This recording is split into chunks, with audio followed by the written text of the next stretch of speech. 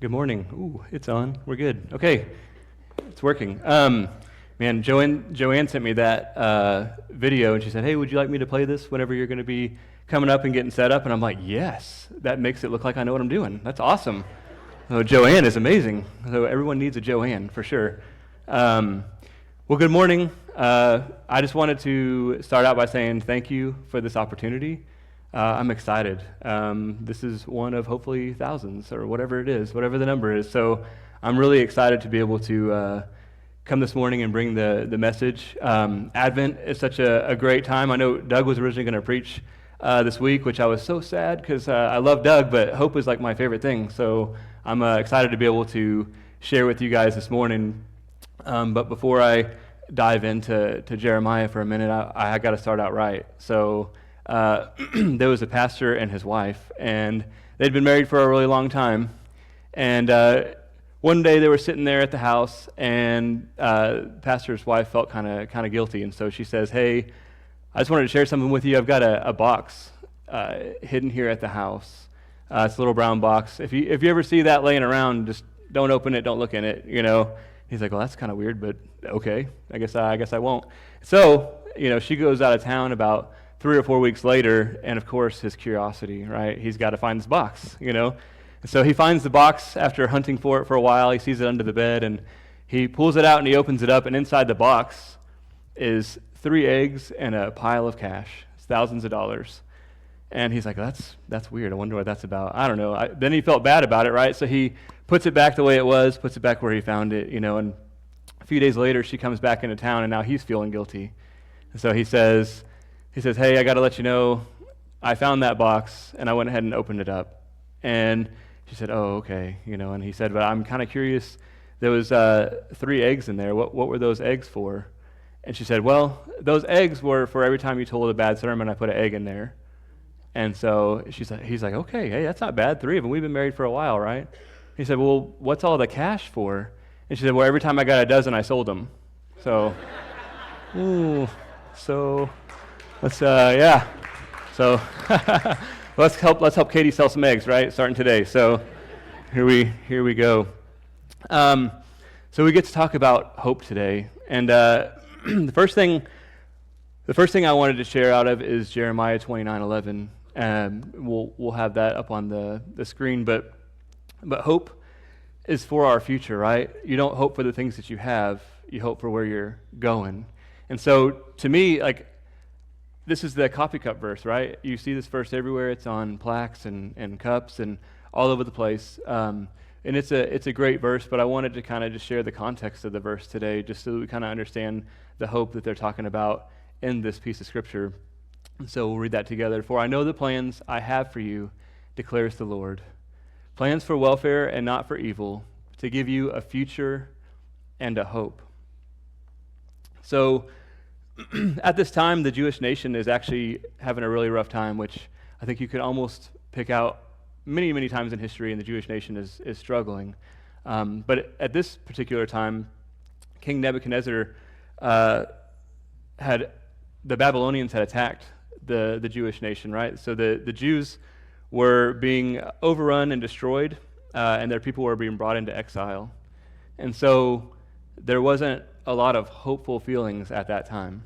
They destroyed everything they knew, and they took them out of there, and they were taking them over to become Babylonians, if you will, and try to assimilate into their culture. And so the Jewish people were struggling. And there's a lot of different things going on as we look at the 10 verses that lead up to this. We're going to kind of talk about that for a minute. And so for these people, they're thinking when am I going to get to go home? If somebody came here and destroyed Van Alstyne and destroyed all of our homes and took us to, God forbid, Anna. Anybody live in Anna? Or is it? No. That's too close. I should have said Houston or something. But if somebody took us off and made us live where they live, right, and made us become like them and be, worship the way they did and do the things that they do, we wouldn't like that very much. We would hate that, right? But that's kind of what's going on for these people. And so they are struggling, right? And they're wondering, man, God is our God. Where is He, right? And so he's going to give them a message which they're not going to be super excited about, but to me, I think that message gives them hope. And the message is this, that, look, you guys are about to be stuck here for like 70 years. That's the deal. So in Jeremiah, he's telling them, like, you're going to be stuck in Babylon captivity for like 70 years. So I'm not going to show up tomorrow or the next day. I'm going to be with you, but we're not leaving for a while. And so that's kind of depressing, right? I think like, oh, we're not going home anytime soon, not even for like a whole generation. Like a generation is going to have to live in Babylon before people start going back. And so that's kind of sad, but on the other hand, it kind of depends on how you look at that. So during this time, there was a lot of like false prophets that were showing up, and they were trying to tell these people, hey, we're only going to be here a short time. It's going to end soon.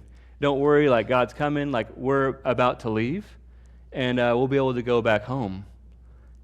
And God was trying to save those people from that. God was trying to let them know, like, that is not actually the plan. I know the plan that I have for you, and that's not the plan. And so he delivered Jeremiah to come and speak to these people to say, look, it's going to be 70 years. You're going to be here a long time. I'm sorry about that, but that's just kind of how it is right now. But what he did tell them was to say, look, I'm going to give you a piece of knowing that it's going to be 70 years. It's not going to be a year or two. It's going to be a long time. So what you need to do is buckle down and get you a home, start a family. You need to live in the welfare of the Babylonians. A lot of these folks, you'd think like they came, they destroyed everything they had. They would take them and they would put into slavery or something like that. But really what they wanted to do, they didn't, want the Judeans to attack them at some point, and so they were building their own kingdom, and so they were just trying to assimilate people into their life. They wanted more and more people, right? They're trying to grow their kingdom. And so they wanted to just bring them in and they could live there, right? For the most part. And so that's what God's telling them to do, like, go and live there for a while, right? For 70 years, make yourself a home. Get your family going, like live in the welfare of the Babylonians. They're building this kingdom. I guess we're going to live here for a while until the time is right and we're going to head back home. And so waiting and waiting and waiting every day for God to show up and deliver them and take them back home, that's a long time. Waking up every day for 70 years thinking today's the day. Today's the day, right?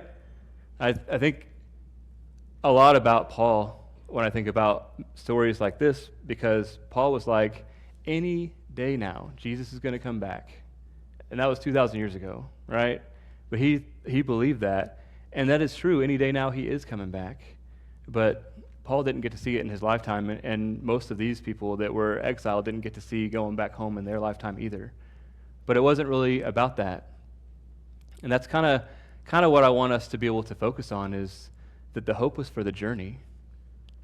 We kind of know the ending, right? We know where we're going, and we know whose we are, right? So the Judeans knew that they were God's people. They knew who they worship, and they know what that means to them. But right now, he's got them over here. And so they're going to live their life in such a way where they're still worshiping God, but they're doing it for 70 years in another place. He did the same thing with Abraham and all kinds of other people, that he had moved them around. So it's not like we necessarily know the next steps of the journey, but God does. And that's the hope of Jeremiah 29:11. He says, "For I know the plans that I have for you, declares the Lord, plans for welfare, not for evil, to give you a future and a hope." But we don't always get to know that future. That's the hard part, right? We don't get to know the next things. 2 years ago, when Katie applied for a job here, I had no idea that I would be standing up here doing this with you guys. But man, I'm excited. I'm excited for the future. There's so much hope in the journey, and so to me, we don't know all the plans that God has for our life, but we know that those plans are for our good and his good. And so he's going to use us in the way that he needs to, which we'll see, like, as we go through the Bible and study Scripture, we'll see, like, all the things that happened in Babylon with the Judeans, all the things that happened for their people, and when they get to go back, and how God rebuilds and brings that hope in their life. And he answers his promises. He keeps his promises for those people. And that's where the hope lies. If God tells you that he's going to do something, you best better believe it. Otherwise, you won't be ready for when he does it. And he will do that thing, I assure you. I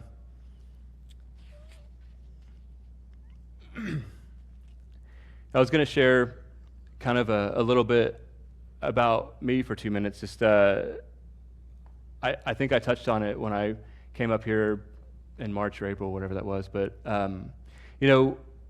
I had no idea the way God wanted to use me in my life. And he had said about 20 years ago that you're going to do ministry. And I told him, I don't think so. That's not wrong number, right? Wrong number, not this guy. But he said, no, like, it's going to happen. And so then I was like, well, this was my answer to him, so just so you know how ornery I am. So he said, well, I want you to do ministry. And I was like, okay, well, if I have to pastor, then I'm going to go be a chaplain. That's what I'm going to do. Chaplain's cool. It's like a one-on-one, right? I don't have to stand up in front of all of you fine folks and preach, right? Like, I wasn't feeling it at that time. And he's like, okay, that's fine. So we'll go to seminary. We're going to go to school. We're going to prep you, from wanting to be an attorney to go into seminary. I got really depressed studying about all the genocides in the world through sociology. It was very, very depressing. And so I ended up moving into theology, which has a lot of genocide as well, but there's a lot of hope involved in that. So it's not that there's not death in the Bible, but God delivers us through hope in that journey. So from there, I was able to go and spend time marinating, 10 years as a chaplain in hospice, doing ministry and doing Bible studies and preaching sermons and doing all kinds of ministry with people. And man, I loved it. It was my favorite work, if you want to call it that. I didn't feel like I worked a day. It was awesome. 10 years flew by in a minute. But I did ministry that way. And that was the way that I felt like, okay, well, I'm kind of answering God's call.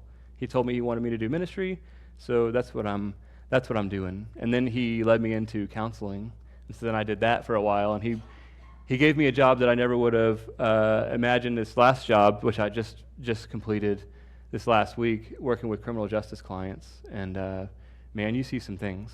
I could share some good stories.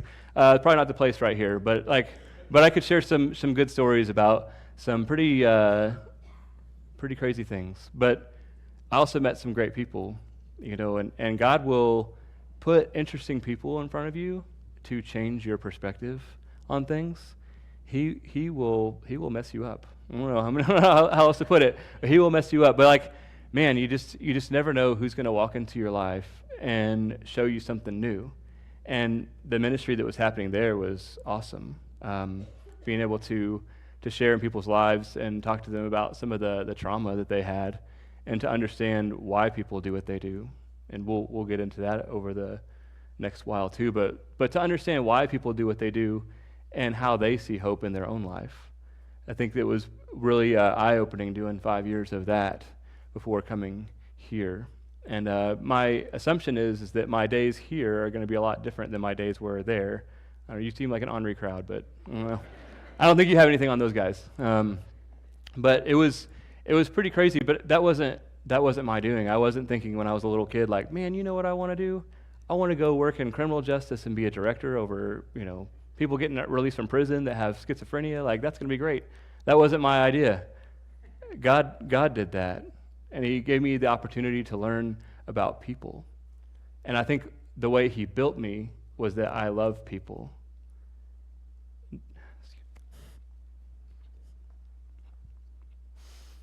Excuse me. I love people. I do. Genuinely do. All people. Doesn't matter where you're from or what you got going on. I'm a fan. So I want to see people changed. I want to see people saved. for the better. And so that's my passion. And God's been using that for a while in a lot of different ways. I said I wasn't going to cry. God made me a liar. All right. I guess I want to share this second part, but we also know that we have a living hope. That hope is not dead, but we have hope for now. The hope that we're living out. And Romans 15:13 is a scripture that I wanted to share there. He said, "May the God of hope fill you with all joy and peace in believing, so that by the power of the Holy Spirit you may abound in hope." He wants that hope for your life.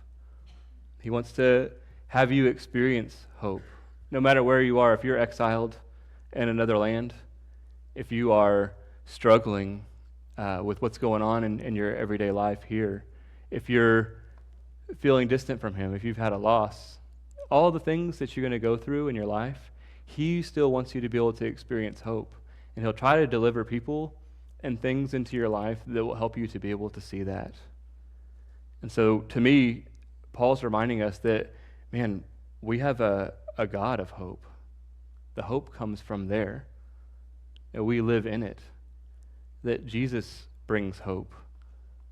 And so He's trying to remind us that we have that power around us and in us.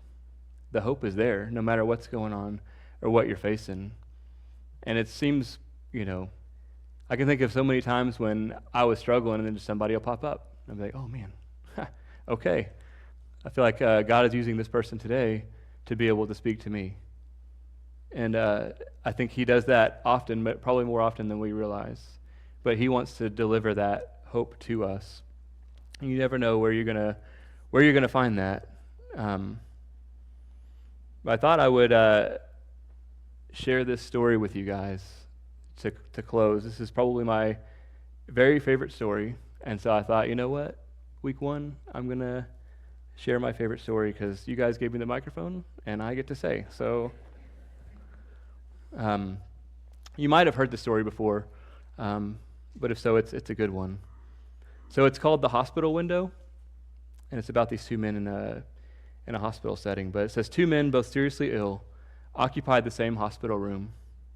One man was allowed to sit up in his bed for an hour each afternoon to help drain the fluid from his lungs.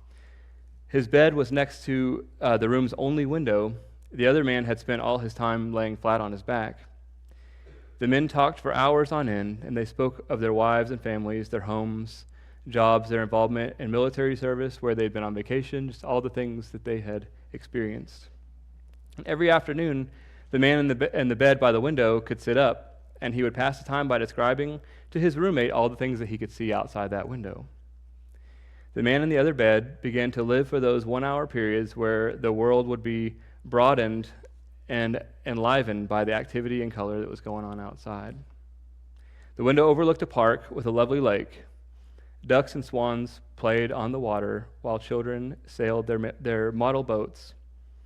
People walked arm in arm amidst flowers of every color.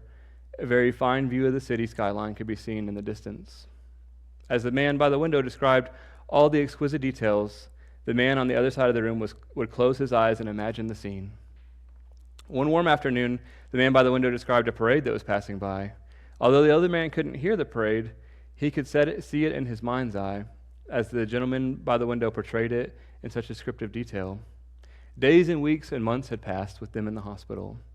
One morning, the day nurse arrived to bring water for their baths to find that the man by the window had passed.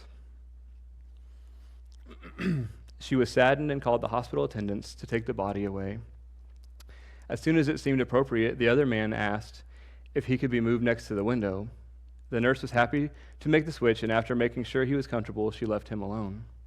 Slowly and painfully, he tried to prop himself up on one elbow to take his first look at the world outside. He strained to slowly turn and to look out the window. It faced a blank wall.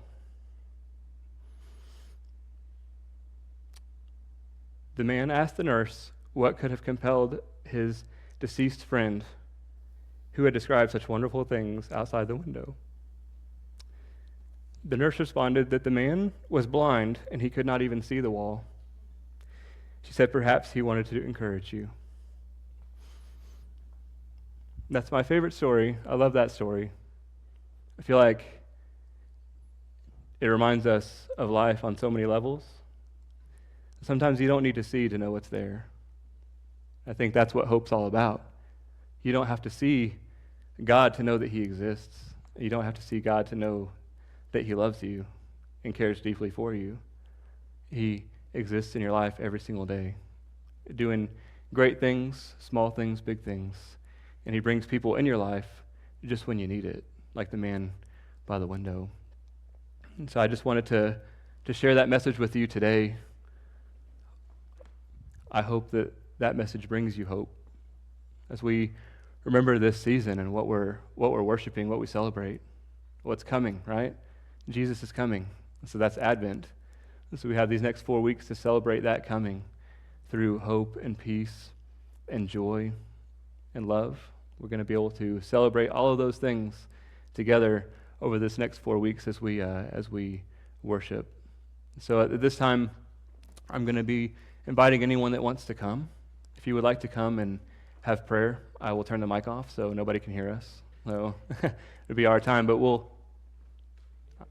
it's just an invitation, and then we'll do communion after. Yeah. But yeah, I'm just going to invite you to come. I will pray with you, and then after that, we are going to have communion from David Salmon. So if you would come, we'll pray.